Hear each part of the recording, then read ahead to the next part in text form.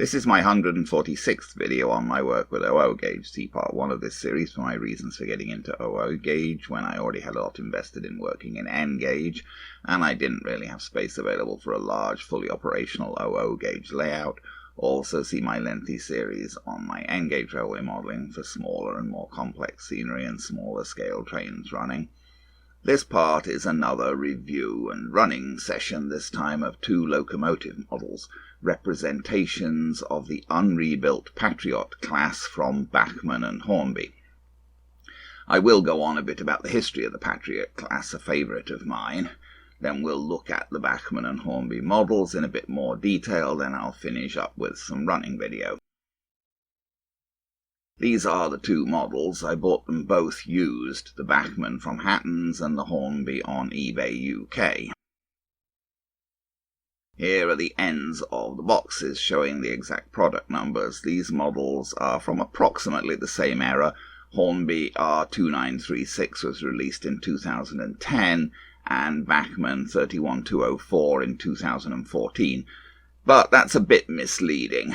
The Hornby model is based on a much older tooling dating right back to the 1970s, and I don't believe that it has been updated all that much so far as the exterior detail is concerned, and Hornby sold this model in the railroad range, acknowledging that it is a simpler and less detailed model. So far as I know, Hornby have never made a model of an unrebuilt Patriot class in the higher class railways range. The Bachmann model, on the other hand, is, as Barry says, a full-fat version, sold as a fully detailed model. Here are the backs of the boxes. A bit of detail about the class on the Bachmann box and just multilingual warnings about the product not being for small children on the Hornby box. The Patriot class came from a design completed in 1930. The first 2 examples of the class built in 1930 were rebuilt from accident-damaged LNWR Clawton class locomotives. The Clawton class were essentially the premier passenger express locos on the Western Main Line at the time the LMS came into existence upon amalgamation in 1923, and I'm going to take this opportunity to say once again that I think it's perhaps the greatest crying shame of OO gauge modelling that no ready-to-run model of the Clawton class has ever been produced. An OO gauge model of a Clawton class loco is certainly my own #1 want. Anyway, after those first 2 Patriot class locos were built in 1930, there was a bit of a pause. Then 39 more were built in 1932 and 1933, nominally updating Clawtons for accountancy purposes, but essentially new builds with only minor reuse of components. A further 10 were built in 1934, with no pretense that they weren't completely new locomotives. The Royal Scot class already existed when the Patriot class came into being, having been introduced in 1927, and the Patriot class represented essentially a somewhat smaller version of the Royal Scot design. Hence they were known as Baby Scots, although I'm not entirely sure by whom. As you can see from this drawing of the Patriot class as originally built, they were very similar to the Royal Scots, with 460 wheel arrangement, 6-wheel tender, parallel boiler, and single smokestack. Although most of them had Belpaire fireboxes, which this drawing doesn't appear to show. Some, but not all of the class were rebuilt in the 1940s after the Second World War. The rebuilt versions were considerably different, as seen at bottom here, with tapered boilers, double smokestacks, and a totally different type of tender. Since my prototype for OO gauge modelling is LMS operations before World War II, especially in the British Midlands where I grew up, the rebuilt Patriots are not something I would buy, as being completely outside that prototype. The Bachmann model represents locomotive Sir Frank Ree, and that leads to a bit of a complicated can of worms. The name Sir Frank Ree was initially given to one of the first 2 Patriot locos built at the Midland Railway's Derby Works in 1930. That loco was originally numbered 5902, as seen here. I really don't know why Bachmann chose not to model this loco, as it's very well documented, with plenty of extant photos of it in its original condition. Being one of the first two built also gives it a particularly significant place. And you will note, as I said, that it has a Belpaire firebox. I don't know why that drawing didn't show a Belpaire firebox. However, although that was the engine initially named Sir Frank Ree, that is not the loco that Bachmann have chosen to model. Their model is numbered 5530, meaning that it represents a locomotive built at Crewe in April 1933. This loco was originally numbered 6022. In 1934, it was renumbered 5530.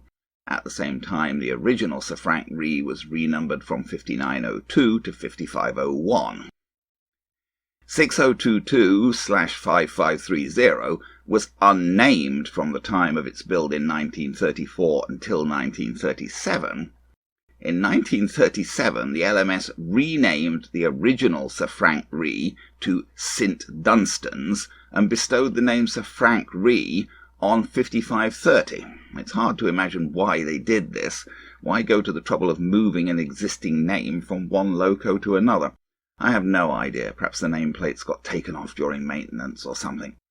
In any case, since it bears the number 5530, the Bachmann model must represent not the original Sir Frank Ree, but original number 6022 after it received the name Sir Frank Ree in 1937, and before it was rebuilt in 1946. That loco is seen here at Euston Station in 1938. Note that it does have rails on its tender, as pretty much all Patriots did in LMS service. I thought Bachmann had modelled their tender without rails, but I saw afterwards that they provided the rails as an add-on part in one of the bags. I missed it when I first looked at the bags. As noted, 5530, now named Sir Frank Ree, was rebuilt in 1946. It passed the British Railways upon nationalisation in 1948 and was renumbered 45530. Apparently its name was removed at some point, as in this picture there are no nameplates. Here it's seen operating as a BR loco sometime before it was scrapped at the beginning of the 1960s. The story of the loco modelled by Hornby, Illustrious, is somewhat simpler, although this is a somewhat obscure member of the class of which it is hard to find pictures. Illustrious was built in April 1933 at Crewe. It was initially numbered 6011 and renumbered 5532 in 1934. It bore the name Illustrious, I believe, from the time that it was built. I couldn't find a single picture of Illustrious in its unrebuilt state anywhere. So here's a picture of 5521 Rill in LMS service sometime in the 1930s, showing basically what Illustrious would have looked like in that period. Illustrious was rebuilt in June 1948 and passed to British Railways, being renumbered 45532. Here it is in BR service in the 1950s, still bearing its Illustrious nameplate. It was also scrapped in the early 1960s. By 1962, every single one of the Patriot class, both rebuilt and unrebuilt, was scrapped, with no survivors. There is now a process underway to build a new locomotive of the Patriot class from scratch. This process is under the auspices of the LMS Patriot Project, a registered charity. I'll put a link to their website in the description below if YouTube allow me to. Here is a picture of 5551, the last locomotive of the Patriot class to be built in 1934. The LMS Patriot Project have chosen this as the locomotive to replicate. Here is the new Patriot loco, well advanced in the construction process, apparently here using a tender from something else, a crab I think. Would have been the same type of tender. Patriot 5551 was not originally named, but the replica is to be named the Unknown Warrior. They are hoping to have the new loco completed by 2026. But that depends upon many things, perhaps chiefly ongoing fundraising. Back to my models. Here they are taken out of their boxes, but still in their inner packing. The Hornby model came with a simple, fairly standard fold-out sheet. Here's the other side of that sheet. This model is loco-driven with a 5-pole motor. As noted, the model is descended from a very old Hornby tooling, and the original versions were tender-driven with a ring-filled motor in the tender. The only thing in the way of detail parts that came with the Hornby model was this pair of vacuum pipes. Here's the sheet that came with the Bachmann model. On this side, an exploded diagram showing all the parts. And here's the other side of that sheet. It appears from this that rails for the tender were supposed to come with the model. I didn't notice them when I unpacked the model, but now I see that I do have them and I will probably fit them. Here are the fairly extensive detail parts that came with the Bachmann model. At left are etched nameplates, a very nice touch, although honestly I probably won't fit them as it's quite fiddly to do neatly and the painted plates look fine from any distance. At the right is a pack with a speaker mount, and I initially thought that pack was only to do with mounting a speaker, but now I see that the tender rails are in that pack, and as I say, I will probably mount those, as it was standard for the Patriot tenders to have rails in LMS service in the 1930s, and their omission is fairly obvious. Here's a closer view of the central pack with the smaller detail parts. There are cab doors, steps, cylinder drain clocks, 3-link couplings, and a couple of transparent parts. What are those? Apparently they're supposed to be some sort of sight screens that go on the sides of the cab in front of the back openings. So Bachmann definitely did all that could be expected in providing extra details for this model. Some of these items, of course, would likely interfere with normal running of the model on a layout if fitted.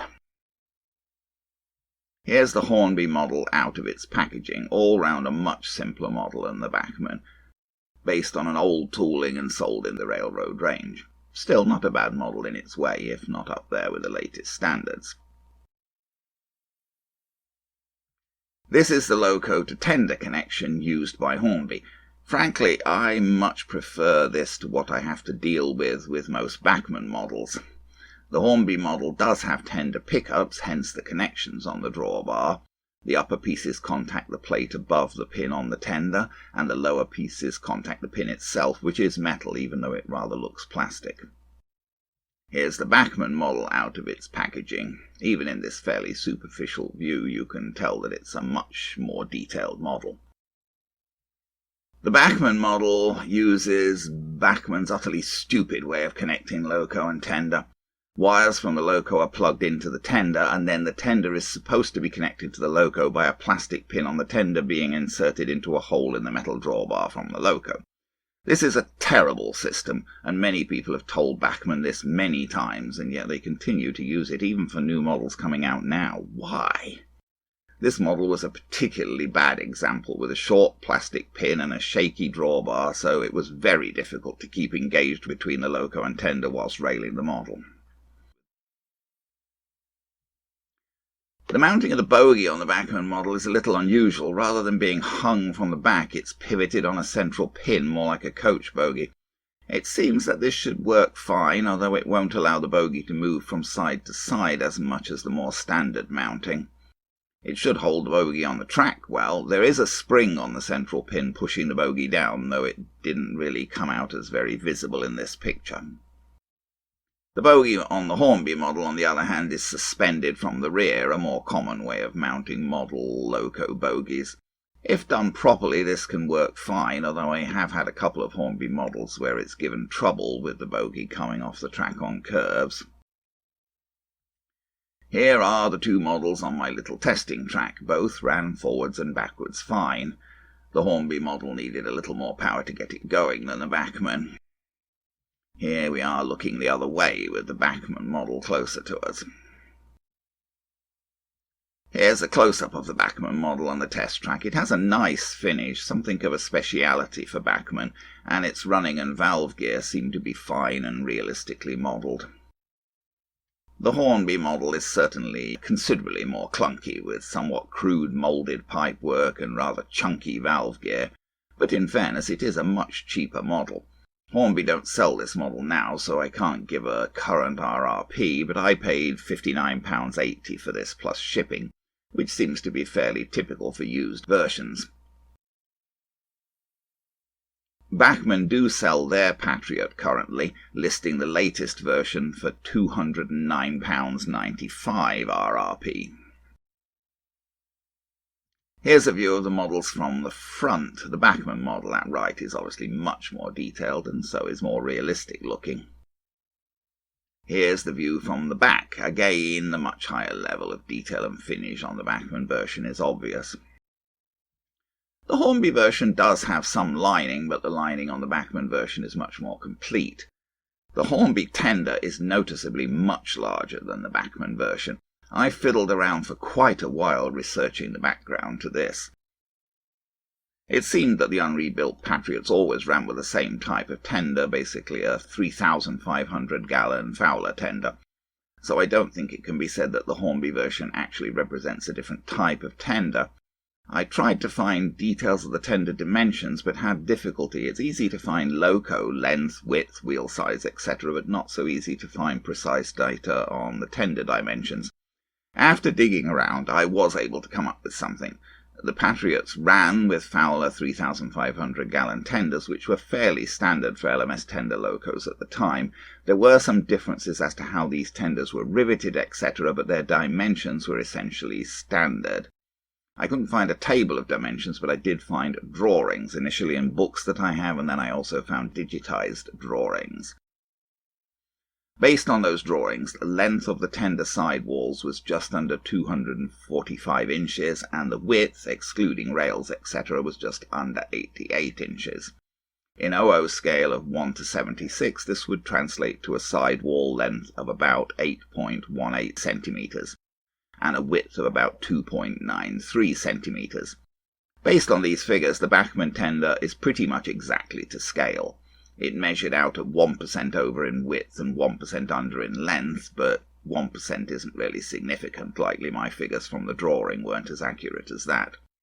On the other hand, the Hornby tender measured out at 4% over in length and almost 20% over in width. I didn't calculate for the height, but I'm pretty sure that the Hornby tender is similarly over in height. I suspect that the Hornby tender is oversized because it was originally tooled to house the Ringfield motor and mechanism. Although this version is loco-driven, I don't believe that Hornby have changed the basic tooling. Here's a direct comparison of the two locos, again showing the superior finish and increased detail of the Bachmann version. But of course it's a much more modern tooling with a higher price. I forgot to photograph the cabs of the locos on the test track. Here's the Bachmann cab, quite nicely done, although not up to the absolute height of modern standards. For example, in this view it's fairly obvious that the regulator is just a plastic part sticking out that's painted on the back. So it's nice, and there's no actual gauge detail in the sense of gauge faces, which there is, that's sort of the height of modern standards, but still, this is pretty nicely done. The Hornby cab, on the other hand, is extremely basic. They did mould on some details a bit, but nothing is painted. I got both models onto my Hornby layout for running in. I put the Bachmann model on the outer third radius circuit. By the way, you can see here how the pipework that is crudely moulded on in the Hornby version is fine and separately fitted on the Bachmann version. I put the Hornby model on the inner second radius circuit. Both models should run on second radius according to their documentation, but I felt that the Hornby, being a railroad model and an older tooling, was likely to be more robust. Although neither model was actually new, I ran them both in for a standard 30 minutes forward and 30 minutes backward. Here you can see the Bachmann model going past the baby monitor that I use so that I can get on with working my office whilst locos are running in. If anything goes wrong with the running in, I'll hear immediately over the monitor and can go straight over to fix things. Now, both of these models ran in for 30 minutes forward and 30 minutes backwards without a single problem. So I'm going to wander off for a moment to another topic here. I've had several people suggest quite persistently in comments that the reason I couldn't get the Hornby Coronation class to run without derailing was that my track work is bad in some way, not level or unreasonably laid or whatever. Well, these two models, both tender engines with bogies, ran perfectly fine on my track work, and so have something over 60 other models. So no, I absolutely do not think that you can blame my track work for the failure of the Coronation class to run without derailing. Over all of the models that I've run on this layout, apart from the Hornby Streamlined Coronation class, only two have had problems running without derailing. One was a fairly recent production Hornby 8F. The pony truck on that derailed persistently when I first tried to run it. I was eventually able to get that 8F to run without derailing, though it took a lot of work. Nigel of British Model Trains in Cambridge, Ontario, Canada, helped me a lot with that one. It wouldn't run without derailing on his test layout either, and he tests many models there, being, in commercial business. He worked on the pony truck of that model for over an hour, polishing it, bending it, shimming it, weighting it. And eventually he did get it so that it would run without derailing on his test track, and indeed it ran without derailing on my track when I bought it back.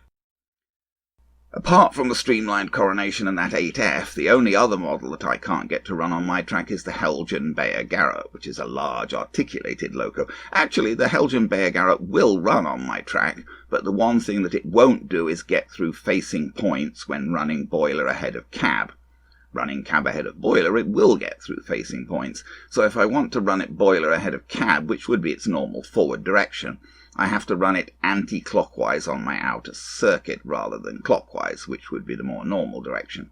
Oh, there was one other model that wouldn't run as I got it, the kit-built Bayer Garrett I bought at the Great British Train Show, but that wasn't a problem with the bogie. That kit-built model was assembled so that the articulated sections of the loco couldn't bend enough to get round even fourth radius curves without the sections of the body hitting each other. So I had to modify the way the sections were joined to get it to run, which I did, and after my modifications of the joining of the sections, it did indeed run in both directions on my layout without derailing, on this layout, the Hornby layout. One more note on derailing issues. What will make models derail on this layout sometimes is ballast.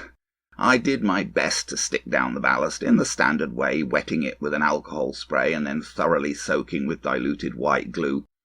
But nonetheless, even after a lot of time, bits of ballast still keep coming loose, and it only takes one piece of ballast in the wrong place to cause a derailment. Stray pieces of ballast can be harmless beside the tracks or even in the middle, but if a piece of stray ballast gets on a sleeper up against the inside of a rail, or even worse, gets between the main rails and the guide rails on a set of points, then bingo, you've got a derailment. I vacuum the track periodically, and I know that if I do get a derailment, the first thing that I have to check for is a stray bit of ballast. Anyway, back to the Patriots. As I say, they ran fine with no derailing problems once I got them railed properly in the first place, which was a bit tricky to do in the case of the Bachmann model. Having run them in, I coupled them up with trains. I used LMS mainline corridor stock, as these locos wouldn't generally have been used for local and suburban services. Of course, I couldn't couple them up with a realistically sized train due to the limitations of my layout. My station platforms can only fit 3 coaches, so I coupled 3 coaches to each loco. Hornby coaches to the Hornby model, and mainline coaches to the Bachmann model. A bit of a postscript. After I did the initial running video, I decided to update a couple of details on the models. I had a go at picking out some of the piping gauges, etc. in the cab of the Hornby model. Not too precise, I'm afraid. The mouldings were rather shallow, so it was hard to get them without getting colour where I didn't want it. But probably, I think, still better than having no colour at all. I also wanted to mount the rails to the Bachmann tender. Here are the parts taken out of their bag. And here is the illustration from the document as to how they should be mounted. Not very clear, I'd say. It does tell me that the little spikes in the middle of one end of the edge rails are supposed to go at the front of the tender, but it really doesn't tell me where the tool rail is supposed to go. I mounted the edge rails first. You can see the riveting detail on the tender quite well here. Looking at various pictures of the real thing, it seemed that the tool rail should go below the level of the edge of the tender, about 2/3 of the way back. Inspecting the model, it seemed that there were small holes in the coal load there, presumably for the pins on the end of the tool rail. You can see those small holes if you look carefully here, just above the first of the pieces supporting the edge rail. I opened those holes out a bit with a pin vise, as they weren't really very clear, and then inserted the pins on the end of the tool rail into them, which did seem to mount the tool rail in a quite reasonable position. So there's the tender with edge rails and the tool rail. Here are the locos on the bench, ready to go back to the layout. I hooked them back up to their trains. Here's the Bachmann with the mainline coaches. And here's the Hornby. Not sure that I really achieved too much with the cab there. So now let's see some running video of the models, but you won't see these last adjustments to the details as I did them as an afterthought after the running video was already shot. Okay, well, we've now got both of these, to zoom out, yeah, the camera doesn't seem to want to listen to me, both of these Patriots railed up with coaches. Had no problem with the Hornby one. I struggled a bit to get the Bachmann one properly railed up with coaches. It's a tricky loco to get railed up, basically. And the thing that makes it worse is that horrible junction between the loco and the tender. It is joined now. I am fairly confident, but keeping it joined, the pin is not particularly long. It barely engages with that stupid drawbar, and keeping it engaged whilst getting all of the wheels of the loco and the tender railed up is extremely difficult, I found. Took me 2 or 3 tries to get it when I was getting it run in. Then when I went to couple it up to the train, I noticed that the loco and tender weren't coupled properly, and it took me about 5 more tries to get the darn thing railed up properly, even using a railing ramp. It's like you keep trying, and either one of the bogie wheels is off or one of the driving wheels is off. You'd think the driving wheels would be easy to get railed up, but they're not necessarily. Or you get the loco rail up and one of the tender wheels is off, or you finally manage to get all of the bogie wheels and the driving wheels and the tender wheels railed up, and that confounded junction between the loco and the tenders come undone. So you'd be pulling the train just by the wires, so you have to start all over again, basically, because there's no way you can really do that coupling up with the thing on the track. So you have to take it off, join it up again, and try and rail it again. Anyway, we shall see. I believe it is properly joined and properly railed now, and I think I've got the proper controller in my hand, so we'll try and get it going. Now, these tracks are spaced as Hornby intend them to be spaced. They are spaced according to the approved Hornby spacing of tracks, and yet, as you'll see, as we go around the corner, the coaches almost hit each other. See how at the back there, the coach on the outer track almost hits the middles of the coaches on the outer track, almost hit the coaches on the inner track. And these are not the longest coaches. These are 60-foot coaches, I think, these. Which is, you know, longer than some of the earlier LMS coaches were only 57 foot when the LMS started. But then again, some of the larger specialty coaches, like the dining cars and sleeping cars, were 68 foot long. So the standard Hornby spacing of tracks is barely enough to let two passenger trains pass each other. Well, what shall we do? Shall we try leaving him running and starting the Hornby?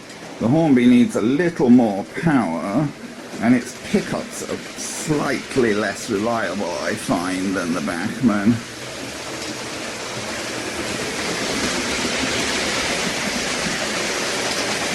It's as I've doubtless already noted in this part. I mean, I'm filming this before I actually really write the script to the rest of it, but the tender on the Hornby is obviously much bigger than the tender on the Bachmann. I suspect that the tender on the Hornby, I mean, it's possible they're actually meant to mirror different tender types, but I rather think it's just that the tender on the Hornby is oversized, because at some point in history it used to have a motor in it. It doesn't have a motor in it in this one. This is loco driven.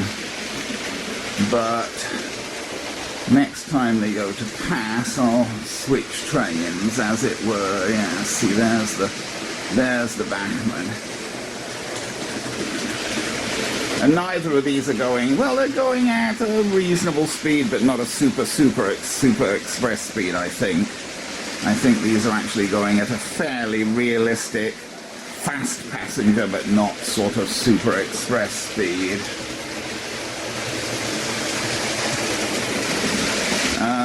The Bachmann is pulling mainline coaches, actually. The Hornby is pulling Hornby coaches. Those are Hornby coaches behind the Hornby loco there. I could have put Bachmann coaches up behind the Bachmann. I think I've got Bachmann mainline coaches, but these are actually mainline coaches. It's mainline brand. Both of them have corridor coaches behind them because that just seems more appropriate. They're not suburban. They're not trains that would typically run with suburban. The locos are not locos that would typically run with suburban trains.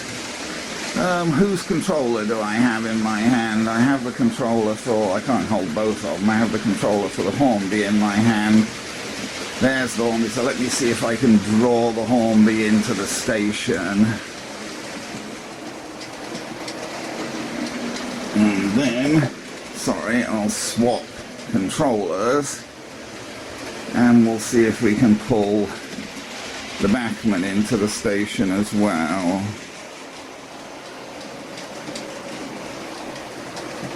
I tend to try and look at the back as I'm pulling it into the station because I'm trying to get all of the carriages on the platform. So there you are, two passenger trains with Patriots both in the station. Trains are too short really, of course, but I can only fit 3 coaches on the platforms of my station, so if I couple up more than a 3-coach train, can't really pull it into the station properly. So there you are. 2 Patriot locomotives.